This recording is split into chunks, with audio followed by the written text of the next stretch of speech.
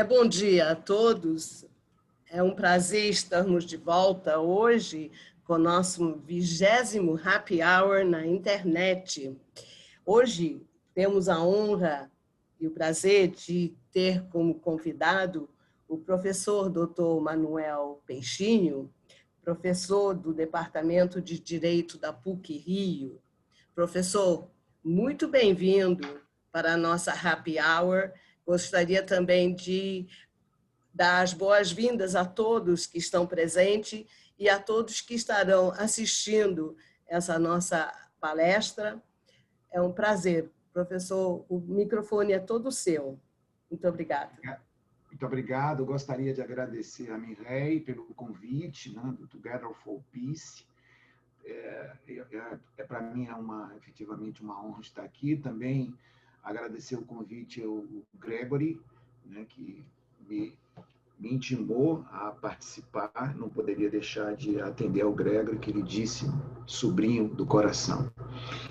Também agradecer a todos os alunos do IBMEC que estão aqui, e também alunos da PUC, que eu estou vendo aqui, alguns participando, e dizer que o tema é um tema de enorme relevância, né, na atualidade, não só para o Brasil, mas para todo o mundo, né? É um problema mundial, né? É um problema que atinge todo o globo, não é um tema específico. E é claro que o acesso à justiça, ele diz respeito também à paz, né? À concretização da paz. Porque uma sociedade justa é uma sociedade relativamente pacificada, ou até diria, é uma sociedade muito pacificada. Mas é claro que, obviamente, que a justiça ela não é um conceito essencialmente jurídico. Justiça é um conceito político, um conceito filosófico, um conceito sociológico, um conceito econômico, enfim, multidisciplinar. Então, eu começaria, veja, até pelo conceito, né? Um conceito que vem desde a antiguidade, digamos assim, do início da humanidade. Né? O que é justiça?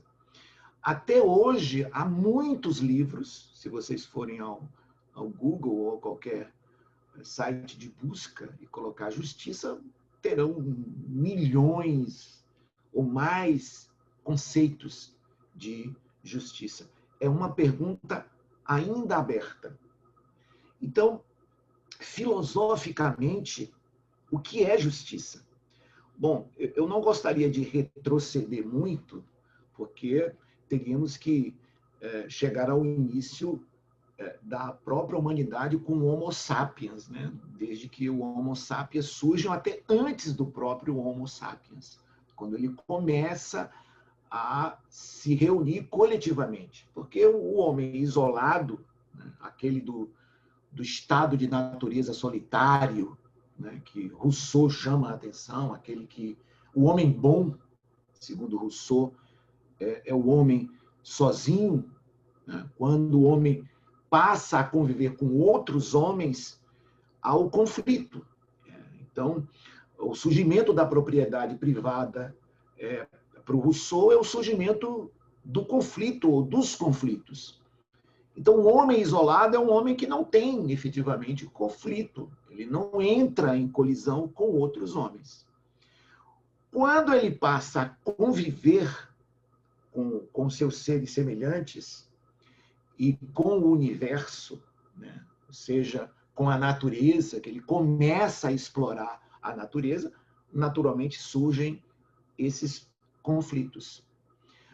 Em Hobbes, o estado de natureza, sem o estado, é um estado, diferente de Rousseau, é um estado de constante conflito, de conflitos que se sucedem.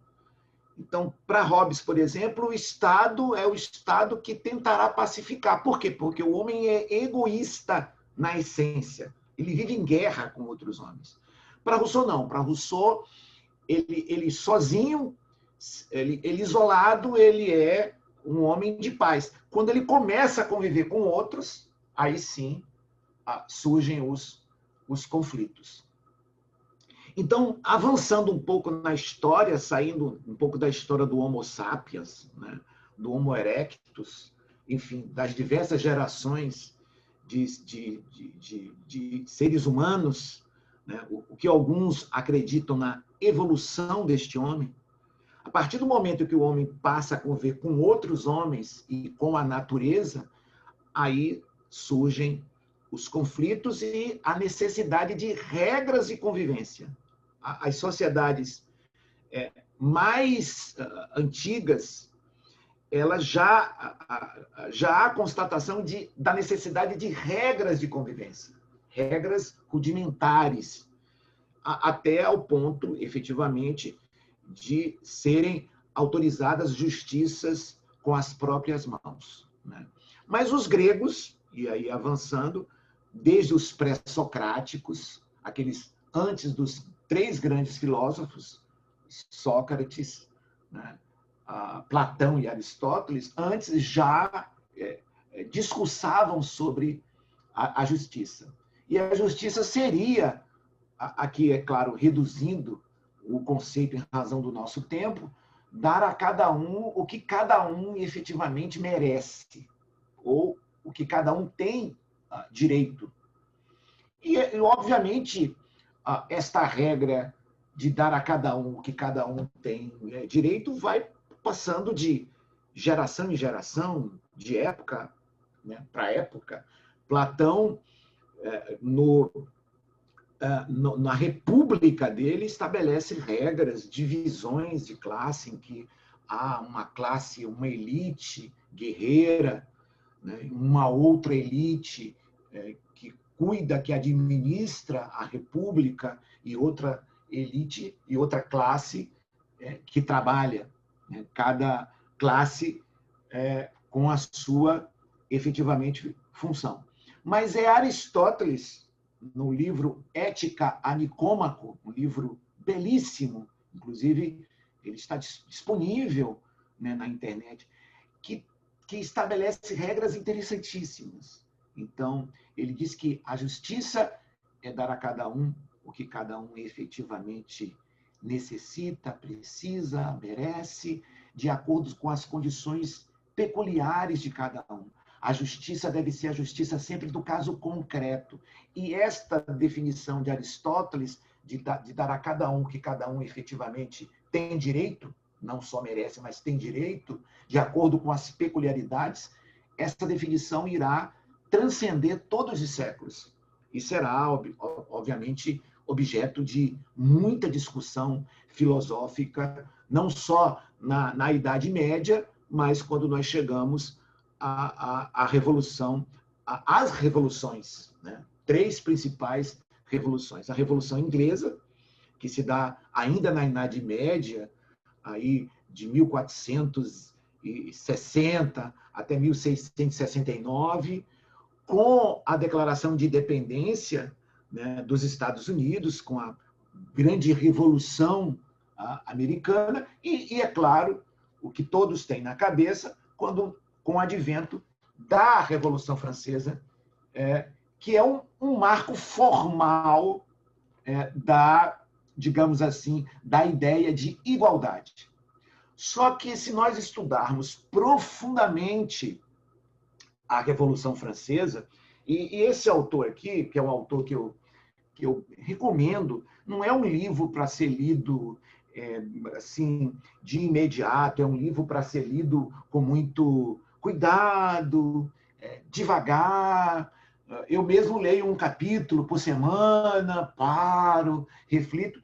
Esse autor aqui, ele desmistifica a Revolução Francesa como um marco, digamos assim, como um marco significativo das desigualdades. Ele diz que algumas regras de desigualdade foram superadas, mas na sociedade francesa e em outras sociedades, a Revolução Francesa não foi capaz de erradicar todas as desigualdades. Eu me refiro a esse livro aqui, que é Capital e Ideologia, de um francês chamado Thomas Piketty, que é um dos grandes autores da atualidade, um autor respeitado no mundo inteiro.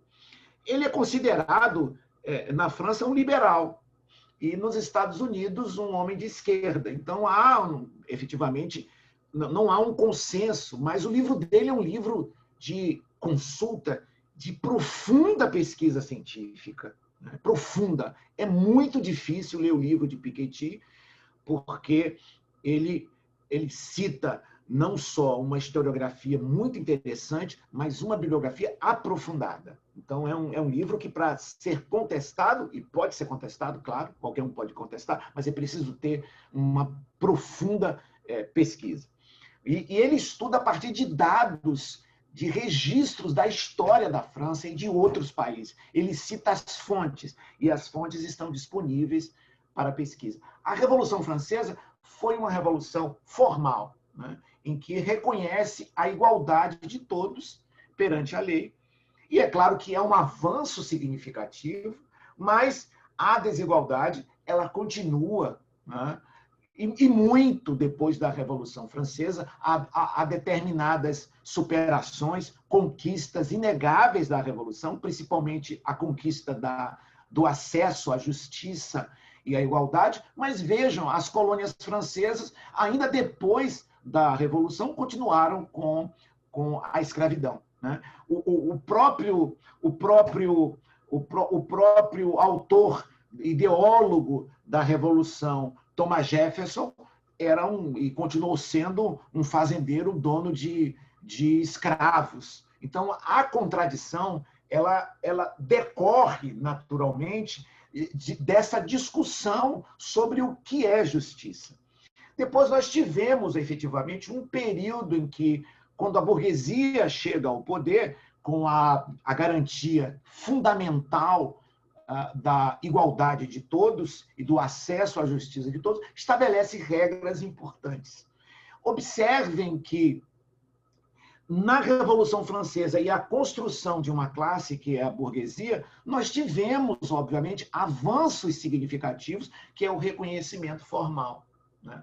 Vejam que nos Estados Unidos, né, para que a igualdade entre negros e brancos fosse reconhecida, houve uma luta sangrenta que destruiu praticamente o Norte e o Sul, mas a conquista pela igualdade formal só acontece no século XX, em alguns segmentos, como o reconhecimento do direito à igualdade de voto entre homens e mulheres, o acesso ao trabalho. Até hoje nós temos lutas pela igualdade, ou seja, lutas em que determinadas classes sociais buscam a igualdade. Recentemente, até uma primeira-ministra de François Hollande declarou que havia na França uma luta pela igualdade das mulheres com os homens nos postos de trabalho, seja no setor público, seja no setor privado. Então, a luta pela igualdade e pela justiça é uma luta que vem desde que o Homo sapiens surge no mundo até, efetivamente, os dias atuais, independente do sistema político, seja liberalismo, seja socialismo, seja um comunismo, ou seja, a desigualdade ela existe em todos os regimes, em todas as ideologias, independente da ideologia, e é claro, obviamente, quanto mais desigual é o país, há mais injustiça. Por que nós falamos de cotas raciais, de cota para as mulheres nos partidos políticos? Porque hoje até discutido, não é uma discussão brasileira, é uma discussão universal. Tanto é que o sistema de cotas raciais surge nos Estados Unidos, numa faculdade de medicina dos Estados Unidos, em que um negro questiona o sistema de cotas raciais nos Estados Unidos, e essa discussão é levada à Suprema Corte dos Estados Unidos. E é nos Estados Unidos em que, pela primeira vez, surge o sistema de cotas raciais. Não é no Brasil, não é na Índia, se discutia na Índia, mas justamente surge, efetivamente, nos Estados Unidos, porque nos Estados Unidos é um sistema extremamente desigual no que diz respeito à educação e a outros acessos universais. Então, obviamente que E aqui eu faço uma diferença fundamental entre justiça formal e justiça material. O que é justiça formal? Justiça formal são as garantias que a lei concede. Por exemplo, ter direito a um advogado, ter direito a um julgamento justo, ingressar na justiça demandando uma reparação. A Constituição é o sistema formal. As leis do país, qualquer lei, o Código de Defesa do Consumidor, o Código Civil, qualquer lei faz parte da justiça formal. Essa justiça formal ela é garantida desde a Idade Média. Os principais direitos surgiram na Idade Média. Por exemplo, lá em 1400, os ingleses já consagravam, por exemplo, o direito de ter um advogado, o direito ao silêncio, de ficar calado diante de um acusador, o direito de não ter a sua casa violada. My house is my castle. Minha casa é o meu castelo, é da Idade Média. Todos esses direitos individuais que nós temos na Constituição, ou basicamente todos, o direito à liberdade de imprensa, são direitos ingleses que estão lá na Idade Média brasileira. O direito ao habeas corpus, que vocês ouvem falar tanto, que alguém que é preso entra com habeas corpus, é da Idade Média, é de antes de 1600. Todos esses direitos são absorvidos pelo sistema americano e, é claro, incorporados na Revolução Francesa. Mas aqui está a primeira notícia ruim do dia. Todo esse sistema formal é inútil se não houver a segunda parte, que é a justiça material. E o que é justiça material? Eu quero falar de forma muito coloquial, porque há estudantes que não são estudantes de direito, para que vocês compreendam. Justiça material é ter acesso a essa justiça formal. E se não há condições materiais de se exercer a igualdade, não se pode dizer que há justiça. Não se pode. Como é que... Vou dar um exemplo para vocês aqui. Acho que é um exemplo que eu adoro dar. Eu tive um porteiro aqui, obeso, muito obeso, obesidade mórbida, e negro. E ele dormia à noite, porque muito obeso, a obesidade dá sono. Eu fui obeso por muito tempo, então eu me sentia cansado. E uma moradora, 3 vezes, o viu dormindo e bateu, efetivamente, batia e dizia, você está dormindo, não pode à noite, é perigoso. Realmente era perigoso. E ela procurou o condomínio e pediu para demitir o porteiro. E a síndica não estava e sobrou para mim, que era o subsíndico. E eu disse para ela assim, olha, eu não posso demitir porque ele dormiu, enfim, eu vou adverti-lo. Ela continuou insistindo que tinha que demiti-lo.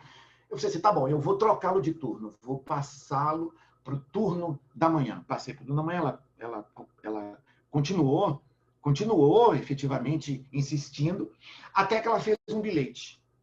Isso está na internet. Quero que esse bolo de banha seja demitido. E colocou debaixo das portas. Ela era juíza federal. Então, ela escreveu, ela achou que nada poderia acontecer com ela. E ele me mostrou, e eu disse assim, Jailson, isso é terrível. E ela disse assim, bom, eu quero que ele demita. O advogado veio me procurar, pedindo que eu demitisse. Eu falei assim, eu não vou demitir. Né? E aí meu filho, mais novo, eu falei com ele, disse assim, mas o senhor não é professor de direito, não é advogado? Por que o senhor não entra com ação contra ela? Eu falei, meu filho, eu não posso, eu sou advogado. Eu tenho muitos processos na vara dessa senhora. Mas ele disse, mas e aí, o que você fala? Aí eu fiquei pensando. Bom, entramos com uma ação de danos morais contra esta moradora, que era juíza federal. Saiu em todos os jornais, ela ficou exposta, ela foi capa do Anselmo Góes no vídeo, e aí caiu numa vara cível. O porteiro ganhou 16 mil de indenização por danos morais contra ela. O prédio todo ficou contra ela. Ela vendeu o apartamento e saiu do prédio envergonhada. Mas Jailson, ele foi injustiçado, mas ele não tinha acesso à justiça. Então, ele, por acaso, teve um advogado que o ajudou. Ou seja, isso é justiça material. Mas quantos porteiros discriminados, negros, pobres, obesos, conseguem acionar a justiça para ter os seus direitos reconhecidos? 1 em 1 bilhão de porteiros no mundo inteiro não consegue. Por quê? Porque ele tem direito a ter acesso à justiça formal, mas não material. Ele não tem condição de contratar um advogado. Se ele for à defensoria pública, ele pode não ter. Então, por que aquele rapaz, aquele senhor que foi espancado até a morte, houve tanta repercussão? Porque foi filmado, enfim, porque havia uma repercussão. Mas é um caso em 1 bilhão. Quantos são espancados que não há filmagem, morrem e não têm acesso? Né? Como essa moça agora que teve Covid, ficou esperando um atendimento, não recebeu um atendimento, pediu uma almofada e não conseguiu ir para a UTI. Morreu esperando. Por quê? Porque não teve acesso à justiça material. Então, o que é justiça material? É ter os bens materiais indispensáveis à igualdade. Então, a nossa justiça é uma justiça quase que exclusivamente formal e não material. Ou seja, somente os ricos, os afortunados, que podem ter um plano de saúde, que têm recursos financeiros, têm acesso à justiça. Os pobres, negros e demais excluídos não têm acesso à justiça no Brasil e em muitos países do mundo. Na França, se vocês pensarem ser um país civilizado, eu conheço bem, estudei na França, morei por um certo tempo lá, mas vejo a situação dos imigrantes, dos bairros pobres de Paris, são excluídos, obviamente excluídos. Quantos têm acesso na França à educação, né, ao sistema social? Mais do que no Brasil, obviamente, mas muitos jovens desempregados, sem acesso ao emprego, sem esperança, que vivem na periferia de Paris e de outros países do mundo, como todo o fluxo migratório no mundo inteiro. Então, vejam que a discussão de justiça, efetivamente, só deve ser pensada se for uma justiça de todos tenham condições materiais. Eu falo muito com Gregory sobre isso. Por exemplo, o liberalismo, na essência, ele demanda por reconhecimento material. Então, o que se diz assim? Ele é um liberal e ele... Não. O liberal, na essência do liberalismo, ele prega a possibilidade de oportunidades para todos. O liberalismo não é excludente. Por mais que se pareça que é excludente, não. Os liberais, de verdade, aqueles que pensam o liberalismo, eles querem uma sociedade em que, pelo menos, todos tenham oportunidade. Então, quando me perguntam assim, você é de esquerda? Você é socialista? Não. Eu só quero um país que seja muito semelhante à França, que tenha o sistema social de proteção da Inglaterra, que tenha, não digo nem na Alemanha, já seria humilhação pensar na Alemanha, porque a Alemanha é um estado de bem-estar social. Não, quero um país em que as pessoas consigam ter o mínimo de possibilidade. Só que a desigualdade no mundo, ela só cresce. E aí, Mireille, vem uma questão muito importante. A partir do momento em que a desigualdade se aprofunda, principalmente até a década de 80, a desigualdade ela passa a ter 1% que vai deter quase 70% das riquezas do país, de um determinado país. Eu estou falando numa visão europeia, não estou falando nem do terceiro mundo. A desigualdade na França é uma desigualdade monstruosa até a década de 80, quando começa a diminuir, mas ainda assim uma desigualdade profunda, como em outros países. Então, observem, a desigualdade irá provocar o quê? Uma guerra social. E aí entra no fogar da fopice, porque é impossível pensar numa sociedade pacificada se há uma sociedade desigual, materialmente desigual. Existe uma guerra constante por empregos, uma guerra constante por alimentação. E não só falo de peace, de paz, apenas em razão dos conflitos e da violência do cotidiano, mas a violência da fome. Por exemplo, o país agora ele teve uma diminuição da desigualdade, um crescimento um pouquinho da economia, porque o Estado colocou um auxílio emergencial de R$ 600, caiu para 300. E aí, qual é a imagem que me vem à cabeça? É a imagem da fila quilométrica de pessoas na Caixa Econômica para receber o auxílio emergencial. Ou seja, não foi a pandemia que provocou a desigualdade. A pandemia mostrou o país desigual que somos.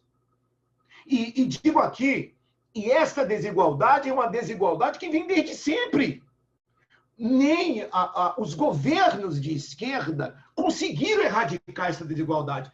Talvez tenham um pouco minorado o acesso à educação, mas não conseguiram extirpar a desigualdade, porque nos governos de esquerda também a renda estava mais concentrada, aumentou a desigualdade. Aqueles que ganham mais continuaram a ganhar mais e aqueles empobreceram. É claro que houve programas sociais, como Bolsa Família e também alguns programas de seguro-desemprego. E para aqueles que são céticos com relação aos programas sociais, digamos que a Europa não é mais desigual, não é mais pobre, porque em toda a Europa há programas de transferência de renda, de auxílio social, de auxílio-desemprego, e quem ficar escandalizado com auxílio-desemprego, países que dão 5 anos de auxílio-desemprego. Na França, por exemplo, antes da mudança, havia, obviamente, e há uma rede de proteção social. Então, eu costumo dizer o seguinte, discutiram na França muito o déficit do orçamento. E aí eu, conversando com um professor, ele disse assim, estamos discutindo aqui, o Le Figaro fez uma crítica profunda porque o governo francês tem um déficit, mas a rede de proteção social ela é grande, porque se discutia que a mulher ganhava um auxílio do governo francês para deixar o seu filho na creche. E o Le Figaro criticou profundamente essa tese. Então, se nós formos comparar a rede de proteção social nos países da Europa, nós vamos ter uma visão totalmente diferente de liberalismo. Nós vamos perceber que nós não praticamos o liberalismo no Brasil, ou pelo menos não é efetivamente uma ideia de liberalismo como nós pensamos. Nós praticamos uma selvageria, né? Ou seja, nós praticamos um Estado aqui de exceção econômica, de autoritarismo, né? Econômico e social, de apartheid social. Essa é a nossa feição, é a nossa, efetivamente, visão. Então, o ponto fundamental é acesso à justiça não é acesso a um advogado, somente aos tribunais, conhecer como os tribunais funcionam, um juiz, uma instância primeira, uma segunda instância, um tribunal superior, um Supremo Tribunal Federal. Isso é besteira. Em 15 minutos, qualquer um pode compreender o que é acesso à justiça. O ponto fundamental não é esse. O ponto fundamental é, para que o cidadão brasileiro tenha acesso à justiça, é preciso que ele tenha, primeiro, acesso aos bens indispensáveis à sobrevivência. Alimentação, saúde, trabalho, cultura, meio ambiente. O Brasil é um país que ganhou nos últimos 10 anos de profundo desmatamento, de profunda segregação racial, né? E, é claro, graças à internet, nós descobrimos mais como o Brasil se aprofunda. Então, não é possível que todos juntos sejam pela paz num país profundamente injusto e desigual como é o Brasil. E, é claro, não dizer que a luta pela paz e pela igualdade, pela justiça, é um luto universal. Neste exato momento, há na França pessoas discutindo sobre isso, na Itália, em Portugal, nos Estados Unidos, na Europa, de um modo geral, na África, na Ásia, em qualquer lugar do Brasil, há sempre alguém discutindo como ter paz num país profundamente desigual e injusto. Então, se juntos pela paz, unidos, significa que nós temos que lutar cotidianamente, individualmente, mas não é possível se as estruturas sociais e econômicas forem desumanizadas, forem excludentes. Se não há país que tenha uma justiça formal que possa lutar contra uma desigualdade material. Justiça é quando todos têm a oportunidade de ter educação, saúde. E enquanto vocês dizem que o Estado brasileiro é um Estado inchado, um Estado inflacionado, estudem o Estado francês, o Estado inglês, o Estado alemão, berço do liberalismo, sistema inglês de saúde, de educação. Vocês verão que um Estado forte é um Estado em que não só concede oportunidades, mas cria os meios para que as pessoas possam ter acesso aos bens indispensáveis à vida com dignidade. Isso é justiça. Justiça é justiça material. A justiça formal faz parte das nossas conquistas. Agora nós temos que conquistar a justiça material. Professora Mireille, sim. Desculpe, eu acho que eu me excedi até um pouco mais. Não. O senhor está perfeito. Nós estamos com temos bastante tempo. Eu queria dizer para o senhor, o conceito da Together for Peace é exatamente para preencher certas lacunas que existem no mundo, onde as populações cresceram assim, de uma forma rápida, e por mais que os governos, se eles realizam toda a sua programação, né, que tem na pauta, seria fantástico. Então, existem espaços onde precisam ser preenchidas.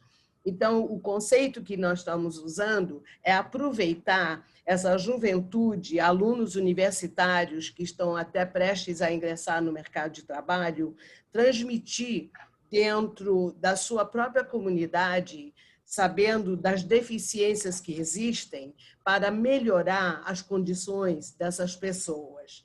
Então, como o senhor diz, a educação é fundamental, mas se você pode estender a mão para uma pessoa que está necessitada de ser orientada para se melhorar de condições de sobrevivência, eu acho que já é um início. Multiplicado isso pelo número enorme que temos de jovens universitários que hoje têm uma bagagem de conhecimento e habilidade fora de série, a gente vê isso todos os dias. Eles alcançam, inclusive, o sucesso como profissionais com pouca idade. Então, vamos aproveitar esse momento, unir esses jovens com profissionais das áreas internacionais que se destacam para transmitir um pouco do seu conhecimento para esses jovens e transformar esse jovem num jovem voluntário junto às suas comunidades, nos seus países que residem, para que a gente comece a mudar um pouco. Claro que a gente não pode abraçar o mundo com as duas mãos, mas se cada um de nós estender a mão, como o senhor bem falou, no caso da sua história com o porteiro, o senhor foi lá, estendeu a mão para ele. Eu acho que é o início de mudanças de direção. Acho que a sociedade ela tem que ter uma consciência que cada um de nós também é responsável para um mundo melhor. Isso eu acho que não é um sonho de verão, é uma coisa real que cada um de nós pode exercer. Então, a partir do momento que nós vamos começar o primeiro fórum, primeiro nacional e depois internacional, a gente começa a trilhar um pouco de mudanças para melhor no nosso mundo. O senhor concorda? Claro, Eu claro. tenho algumas perguntas que foram enviadas, professor. Por exemplo, como os mecanismos extrajudiciais, como a mediação, arbitragem e conciliação, podem melhorar o acesso à justiça? Eu queria saber isso, porque hoje em dia se fala muito também sobre mediação. Para aquelas pessoas que não têm muitos recursos, seria também uma resposta, professor?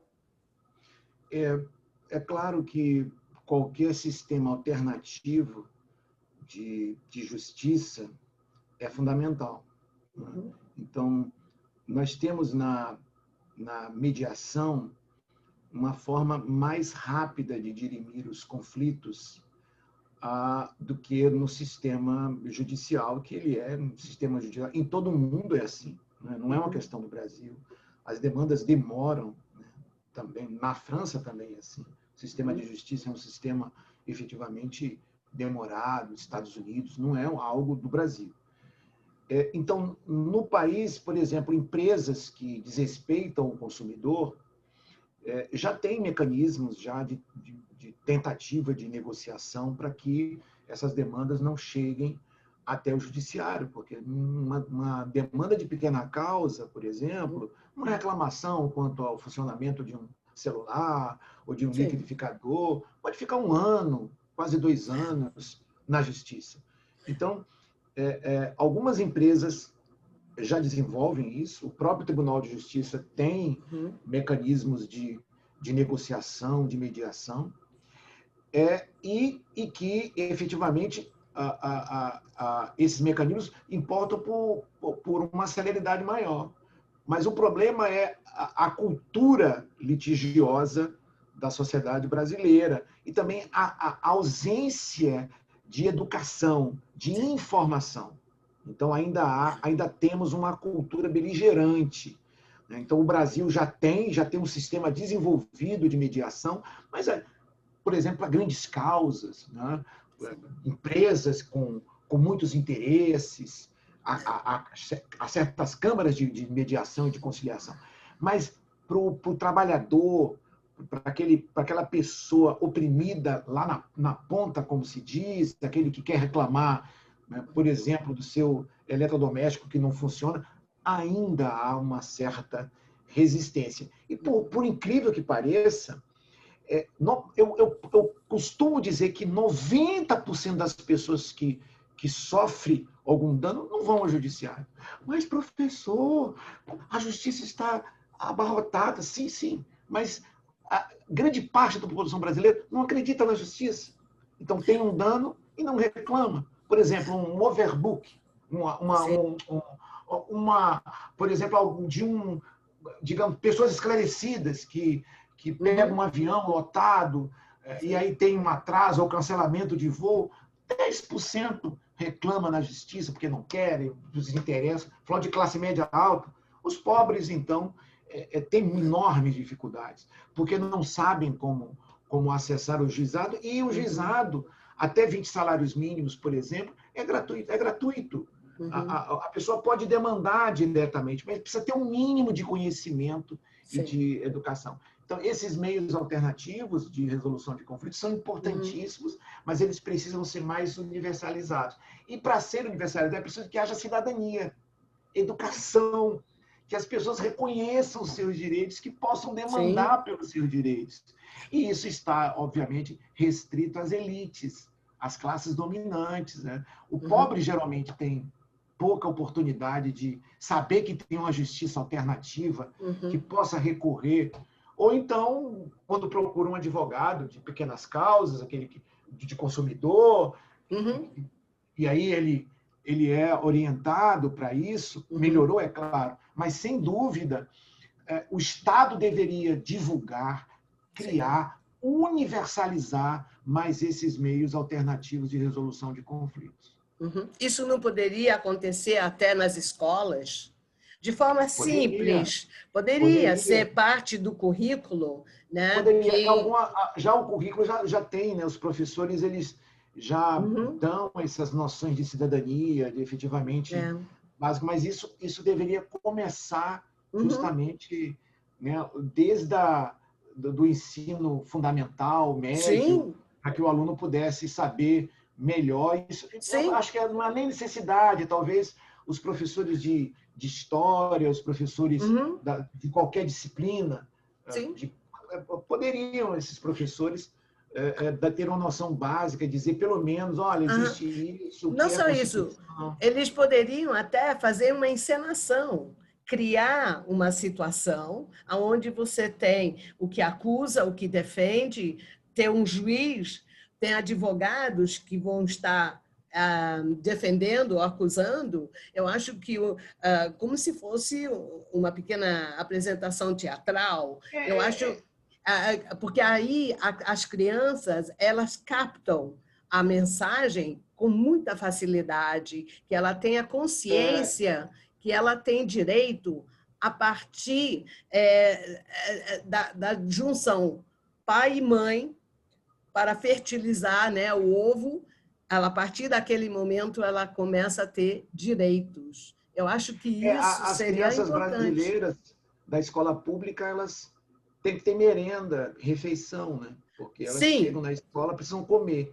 Então, passa por essa necessidade. Por que se luta tanto para as escolas abrirem na pandemia? Porque uhum. as crianças precisam do alimento da Senão escola. ela não sobrevive. Mas eu Sobrevive. acredito, professor, que fazendo isso de uma maneira que seja, acaba sendo até uma brincadeira, porque você pode É, escolher quem vai ser o juiz naquela semana ou aquele mês, então cria assim aquela vontade, né? Você advogado de defesa, você contra, enfim, e eu acho que isso seria uma maneira de introduzir o assunto, que é seríssimo, e eles levam isso, marca isso para o resto da vida. Porque eu já percebi com pessoas muito simples que elas têm até medo, por exemplo, de testemunhar, né? Não estou falando de mentir, estou falando de testemunhar para que aquela pessoa que está sendo acusada injustamente possa se defender, né? E a pessoa ficou muito receosa. É como se ela, é, por testemunhar, ela está cometendo um crime, entende? Então, eu acho educação que, é a base de tudo, né? exatamente, por ignorância, né? Agora, eu queria falar, Gregory, me parece que você também tem alguma pergunta, correto? E quem tiver alguma pergunta, por favor, é só levantar a mão para que eu passe o microfone para vocês. Pode falar, Gregory, por favor. Professor, primeiramente, eu gostaria de agradecer pela excelente explicação que você deu sobre esse tema tão importante. Eu estava pensando em algumas perguntas aqui, mas tem uma que me veio à mente durante a sua fala. Se discute a questão do tamanho do Estado brasileiro. É uma coisa que eu não sabia, indo, que se você pegar a quantidade de servidores públicos e se você comparar com outros países europeus, o Brasil tem menos servidores públicos. Se eu não me engano, que os países nórdicos, Alemanha e o Reino Unido, se eu não me engano. Mas, em contrapartida, o Brasil tem um grande custo em relação a alguns servidores públicos, principalmente em relação à elite. E só para ficar num exemplo prático, recentemente, o STF emitiu um decreto aume- é, aumentando os salários dos membros da corte, que era de 32 mil para, se eu não me engano, 38 e 39 mil reais. E como o salário de um ministro do STF é, é um teto, nenhum servidor público pode ganhar acima do que o membro do STF. Isso tem um efeito cascata em relação aos outros poderes e aos outros segmentos da justiça, por exemplo. Um outro dado também interessante é que o Brasil gasta aproximadamente entre 1 e 2% do PIB em relação ao sistema judiciário, enquanto outros países gastam entre 0,5% e 0,8% do PIB. Quando você pega a Suprema Corte brasileira em relação à Suprema Corte americana ou em relação à Suprema Corte europeia, quando você pega o salário mais os penduricários em relação ao auxílio moradia, auxílio mudança, auxílio paletó, auxílio creche, a Corte brasileira é uma das mais caras do mundo. Feito esse preâmbulo, eu gostaria que você me falasse como esse alto custo em relação à elite do funcionalismo público, incluindo juízes, membros do Ministério Público, procuradores, político, como isso afeta a desigualdade e a pobreza que a gente tem no nosso país? Bom, boa pergunta, Gregory. A desigualdade, ela é uma desigualdade que parte por diversas camadas sociais, né? E ela é reproduzida. Então, o judiciário tem altos salários, o Ministério Público tem altos salários, a Defensoria Pública tem altos salários. O número de servidores públicos no Brasil, ele é alto, efetivamente, mas os salários tem uma desigualdade. Servidores do judiciário, por exemplo, ganham mais do que servidores do executivo, do legislativo. Mas me parece que essa discussão é uma discussão que, se você comparar com os Estados Unidos, por exemplo, já que você tocou nos Estados Unidos, na última quebra dos Estados Unidos, em que o sistema americano teve que socorrer os bancos, porque houve quebra, inclusive, das hipotecas, né? Se questionou, por exemplo, o pagamento de altos salários para os executivos das empresas que foram socorridas. O nosso problema não está exclusivamente ou setorialmente, por exemplo, né, no pagamento dos servidores públicos. Se você comparar o que o Brasil paga de juros para o sistema privado, é altíssimo. Então, se você comparar o que a França gasta com benefícios sociais, você vai cair para trás. Vai cair para trás. Né? Como aposentados, eu tive agora, bem recentemente, no interior da França, na casa de um casal que mora no interior da França, me explicando como o governo francês amparava as pessoas idosas. Aposentados que tinham direito a um aluguel social. Qual a diferença do déficit francês para o déficit brasileiro? O déficit brasileiro tem infinitamente nada, quase, investimento social. A França tem escola universal e gratuita para criança, ensino fundamental, ensino médio, universidade. Eu, como estrangeiro, estudei na França, não paguei um centavo. Você tem saúde. Você tem seguridade social.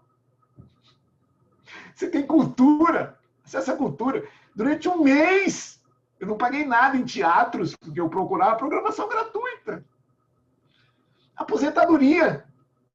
Auxílio social. Isso impacta o déficit francês. E o nosso déficit? Pagamento de juros aos bancos. Então, essa discussão sobre salário é marginal. É imoral. Claro que é imoral. É absurdo. Mas é uma discussão liberal sem nenhuma, que foge do problema central, do acesso à educação. Tem escolas privadas? Tem. Bom, você sai daqui, atravessa os Estados Unidos e vai para o Canadá. Saúde pública no Canadá. Com problemas é pública. Não tem medicina privada no Canadá. Você vai em Portugal. Portugal, país pequenininho, pequenininho. Você tem saúde pública lá? Tem saúde privada? Você tem escola privada? Universal. Então, a pergunta é, quanto do orçamento brasileiro é destinado à educação, à cultura, etc. Essa questão das creches nas escolas francesas, isso me marcou muito. Porque havia uma discussão muito grande por que o governo francês gastava tanto com creches para as mulheres deixarem seus filhos. Isso me marcou muito. Se você inglês entrar no hospital inglês, você sai com remédio na mão. Quanto custa isso? Quanto custa do orçamento? É claro que é absurdo um juiz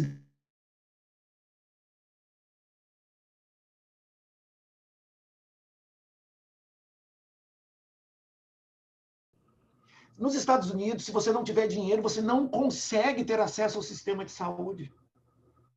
Não consegue.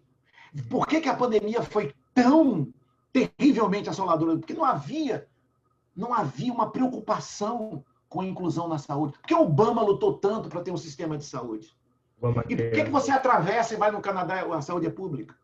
Porque o governo canadense entende que saúde é uma questão prioritária. Tem problema lá? Tem, claro que tem. Atendimento demorado. Saúde é pública no Canadá. Pública, 100% pública. Pública. Quanto o Canadá gasta com saúde? Milhões. Milhões. Quanto o Brasil gasta com pagamento de dívida pública? O sistema é extremamente desigual. Quanto o Brasil cobra de imposto sobre grandes fortunas, Gregory? Nada. A França chegou a cobrar 70%. Gerard Depardieu fugiu da França, porque tinha medo da tributação.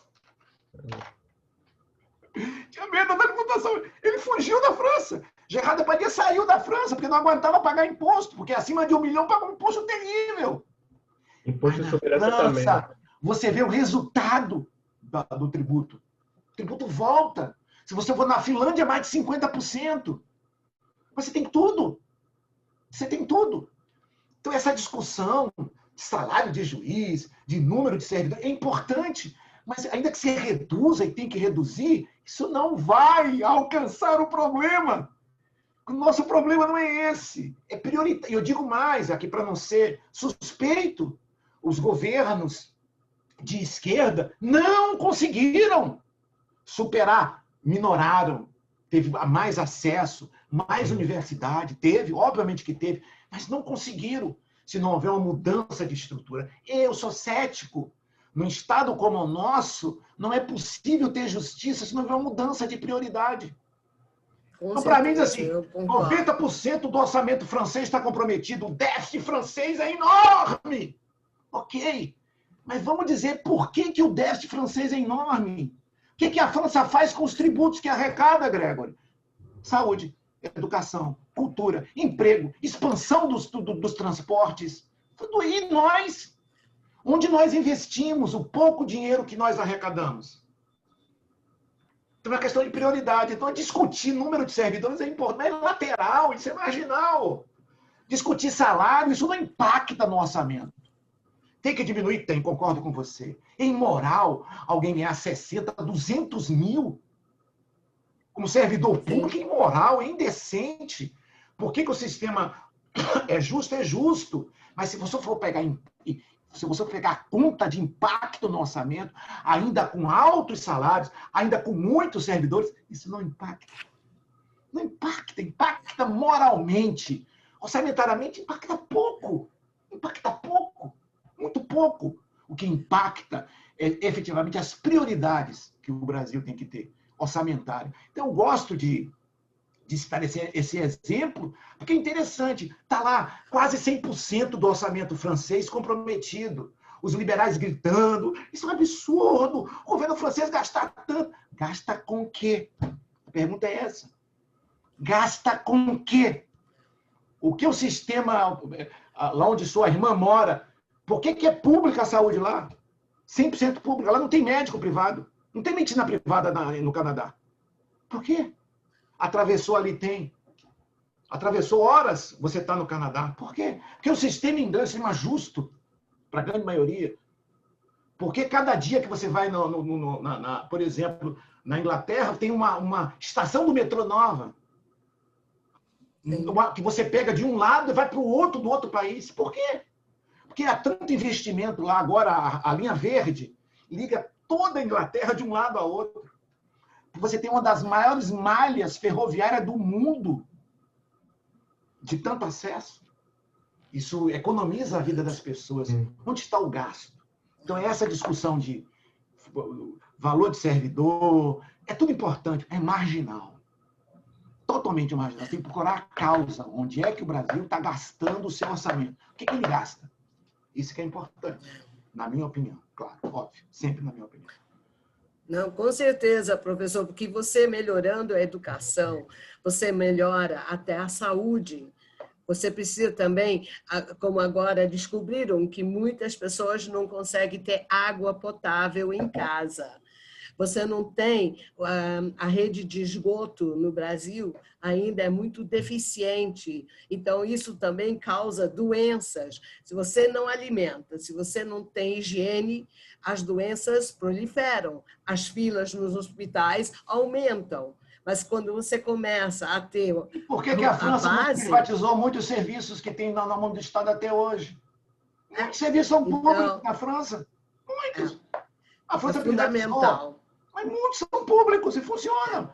Porque o que é público funciona, privado não. Bom, nem sempre é assim. Porque é questão de cultura. Verdade. Com certeza, prioridades, né? O que vale, quanto vale uma vida humana, gente? Não depende se você é uma pessoa simples ou se você é o presidente da República. O valor humano é igual.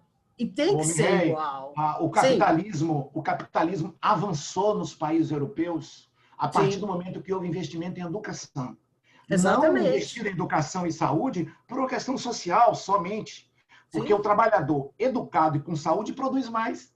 Com certeza, porque ele está feliz. Então, o estado de bem-estar social, que todos estudam, foi o estado do capitalismo. É que as pessoas não entendem.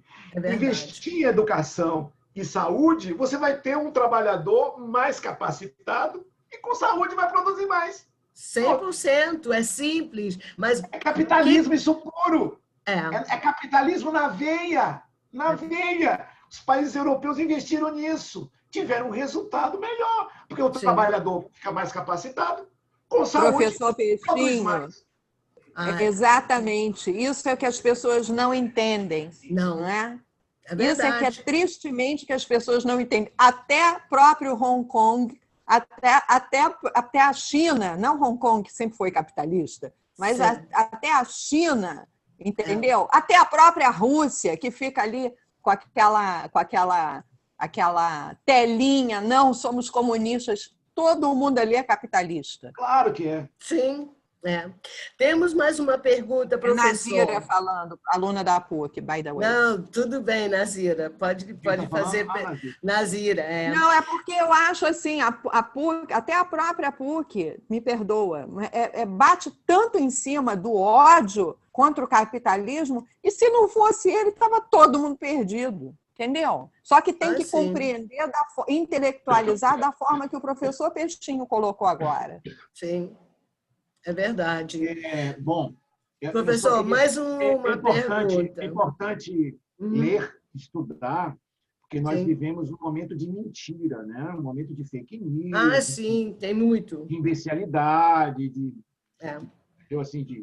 vacina chinesa, doença chinesa, de mentiras. Então, assim, a gente só pode combater a mentira com a verdade, estudando, com certeza.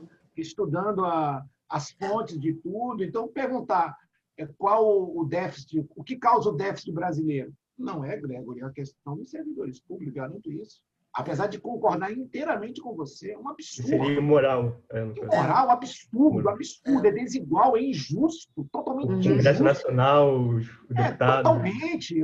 Por exemplo, eu fiz uma palestra em que, Gregor, eu mostrei toda a licitação que a Suprema Corte fez brasileira para comprar lagosta, para comprar no seu caviar.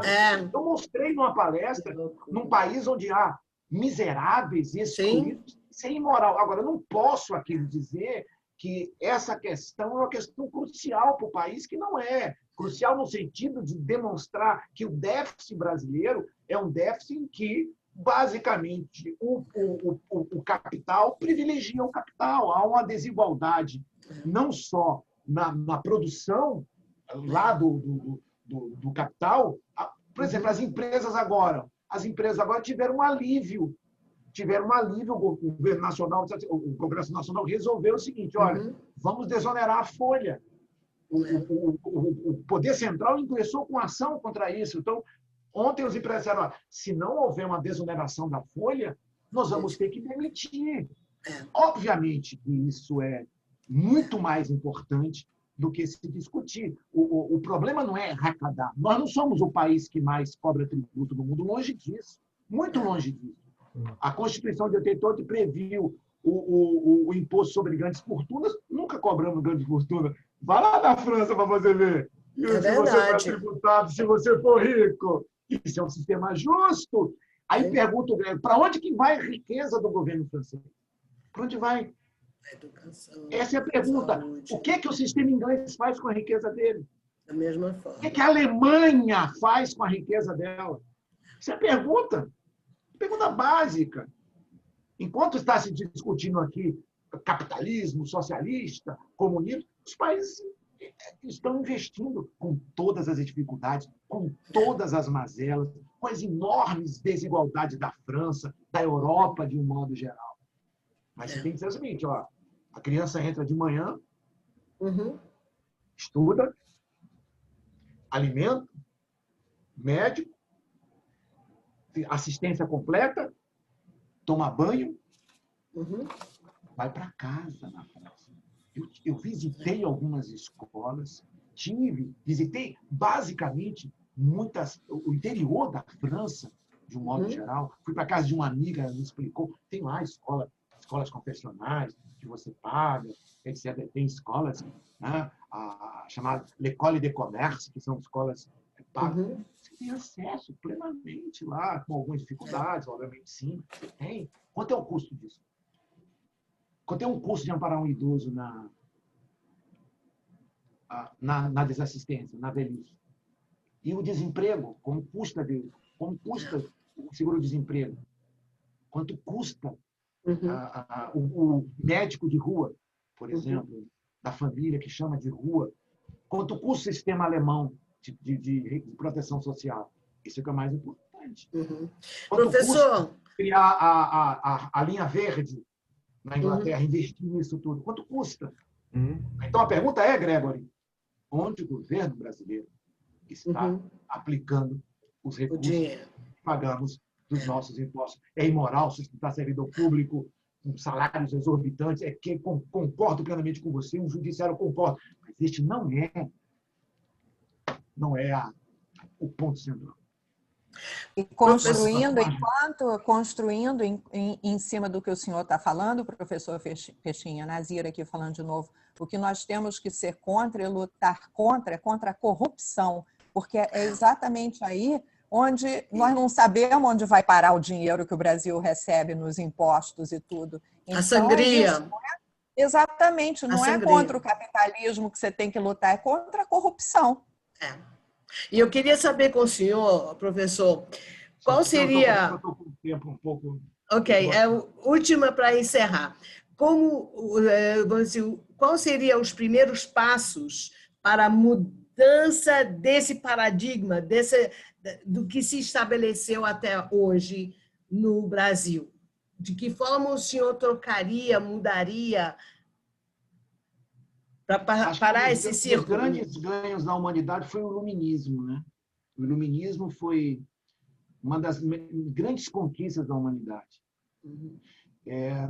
Você tem a capacidade de pensar, você tem a capacidade de decidir por si próprio. Tomar decisões. Isso, essencialmente, na história dos países ocidentais, né? E até mesmo, né, se nós sairmos dos países ocidentais, né, Coreia do Sul, por exemplo, né, até a década de 70, 60 e pouco, se eu estou me falando aqui a memória, era um país absolutamente miserável. Absolutamente miserável, sem acesso a nada. A Coreia criou um sistema fantástico, educacional que revolucionou a economia. Perfeito. O segredo da Coreia do Sul foi a educação. Japão. Achamos a solução. Revolucionou, investiu em educação. Hoje nós estamos numa situação pré-iluminista no Brasil. Se nega a ciência, professora Mihaly. Se nega o conhecimento. A pesquisa. A pesquisa. Gente, fundamental. Eu não entro mais em polêmica, não discuto mais em grupos de WhatsApp, não discuto, mas eu acredito na ciência, no conhecimento. Sim. Eu sou professor, como é que eu vou negar o conhecimento, a ciência? Não tem como. A educação. Então, o Brasil precisava mudar as suas prioridades.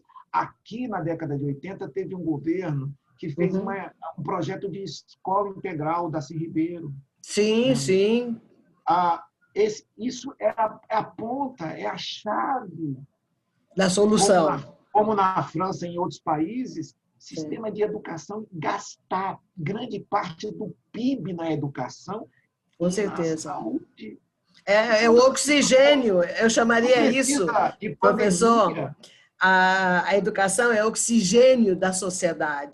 Mas a Coreia do... Tudo bem, é um país, mas é possível fazer isso. Então, educação, cultura.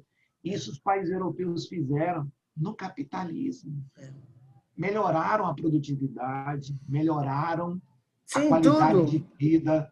Mão de obra melhora, tudo melhora. A Europa só não entrou num grau de miséria porque investiu em programas sociais, em programas assistenciais. Veja, professora, deram R$600 aos brasileiros, a economia foi lá para cima. Porque as pessoas começaram a comprar do comércio local, da quitanda. Sabe o que é quitanda, né? Sim, sim. Supermercadozinho de localidade. Sim, da região. R$500. Diminuíram para R$300, ainda continua, começou a bombar ainda. Né? A economia respirou. Então, a lógica é criar renda, não é só viver de programa. Obviamente que eu não estou defendendo isso, de eternizar programas sociais, Bolsa Família. Não pode.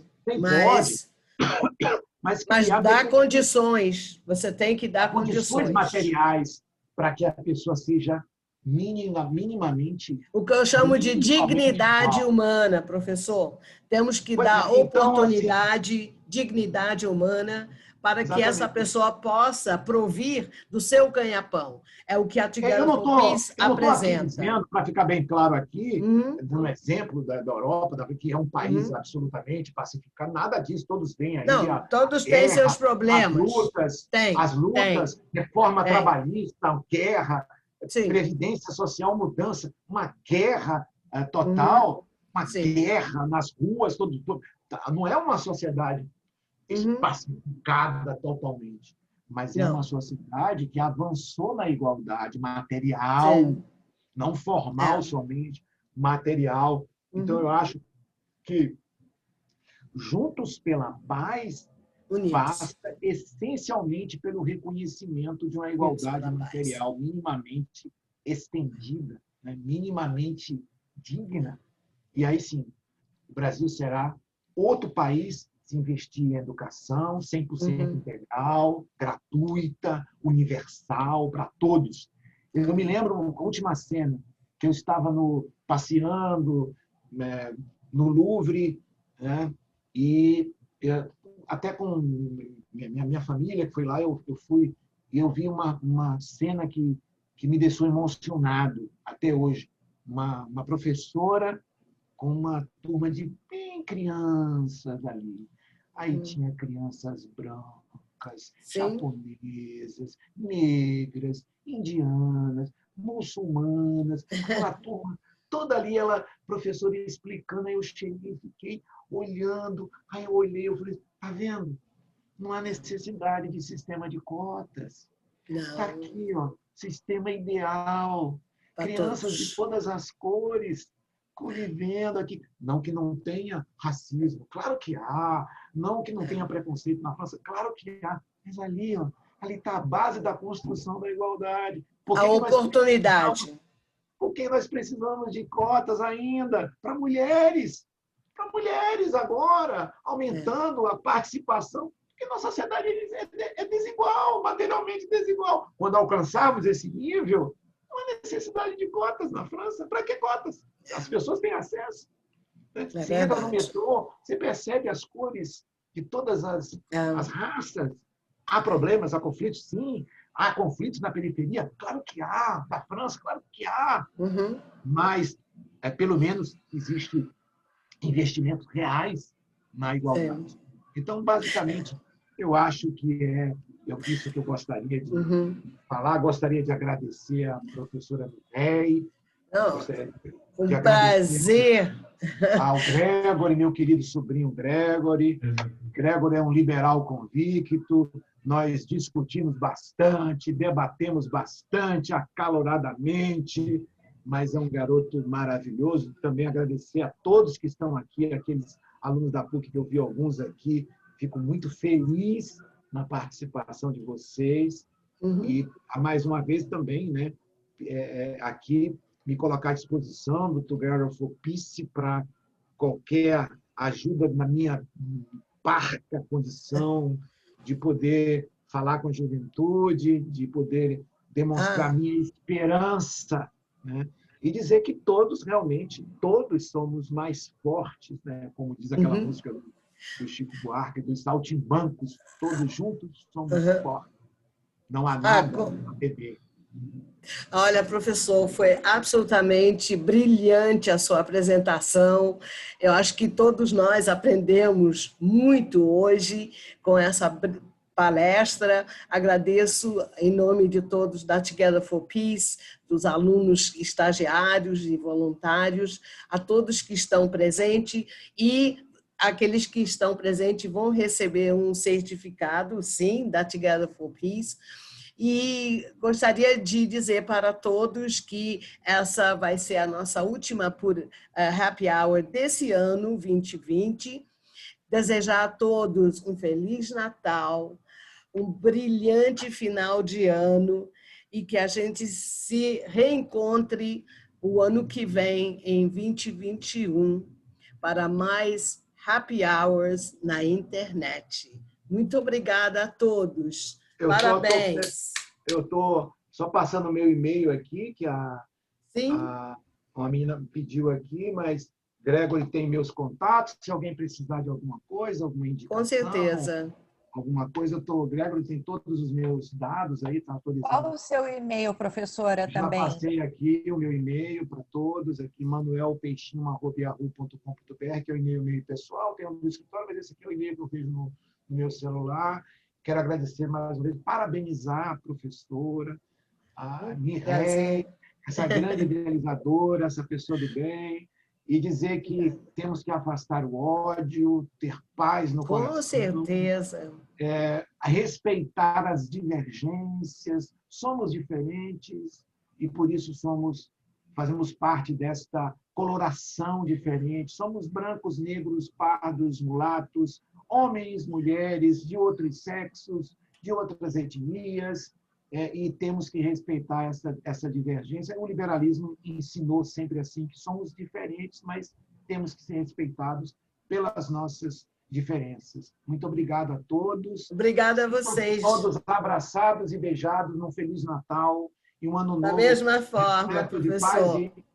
Estamos together. Together for Peace. Professora Mireille, qual o seu e-mail, por favor? Pode escrever aqui? Eu já passo para vocês também. Obrigada. Tá bom, tchau, tchau. Até breve, todos. Beijo para todos. Beijo para meus alunos, para aqueles que não são.